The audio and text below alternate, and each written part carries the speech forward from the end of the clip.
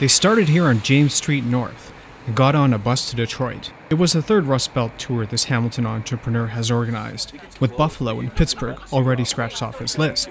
This bus trip we're hoping to introduce about 40 Hamiltonians to what I think is probably the most inspiring city in North America. Actually, it sounds like the most depressing city to a lot of people, but it's actually an unbelievable place. It's a place with a lot of entrepreneurialism, people just pulling themselves up by their bootstraps in a really unique way. A lot of public-private partnerships, a lot of financing models, just some amazing stuff happening in the city of Detroit. And everyone had a different reason for hitting the road to the Motor City. What I'm expecting to find in Detroit is something that I've probably never seen before, right? Because Detroit is writing its own history right now with its bankruptcy.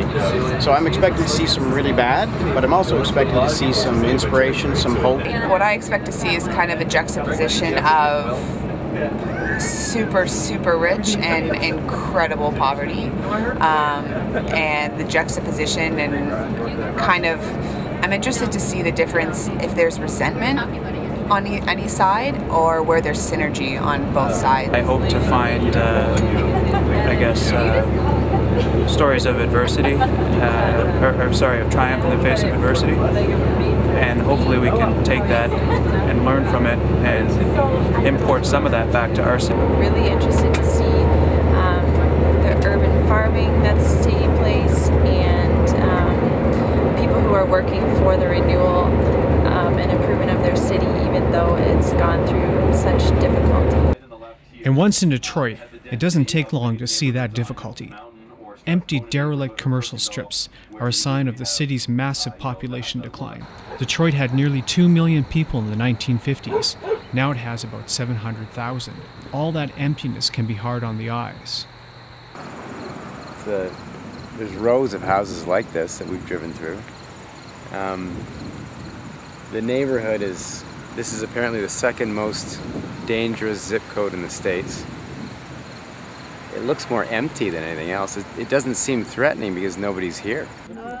In some of that space, urban farming has taken root to help feed Detroit's poor. Yeah, so our radishes are starting to happen. We're starting to see some of those later crops. There's not a lot of food options in this neighborhood within a mile area, and there was some people will call that, there's this term called the food desert, which I'm not a big fan of, because it labels, a food desert basically says you're coming from a place of deficit right off the bat, instead of like uplifting all the things that are like positive that are around here. You can't deny Detroit's poverty. It's right before your eyes. The city's automobile sector isn't what it used to be. But downtown, a hometown billionaire is trying to bring Detroit back. Quicken Loans mogul Dan Gilbert owns about 30 buildings here. In the past 3 years, he's moved 9,000 employees to the core. We recognize that many of these young, smart people like you like to, do their college and education in the great universities close to home, but then they leave.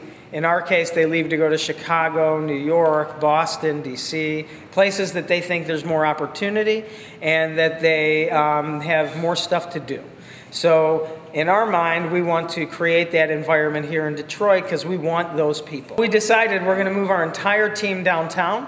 It was a big deal. And that happened in August of 2017 when we moved 1,700 of our team members into this building, which we don't own. We were fortunate enough to get 4 floors. But then we said, where's everyone else going to go? So fortunately, there is a skyscraper sale going on here in Detroit. Detroit can also be easy on the eyes. Tour guide Joe Kraus sees both the ugly and the beautiful, but says Detroit gets a bad rap.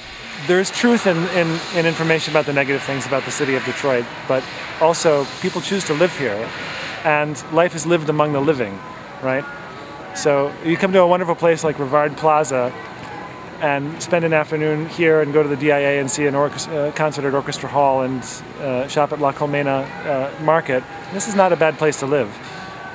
So the problems that Detroit has are very similar to problems that many major American cities have. They're on a larger scale, and that's why we get the attention. But we don't get the attention very often for the positive things, and it's really a great place.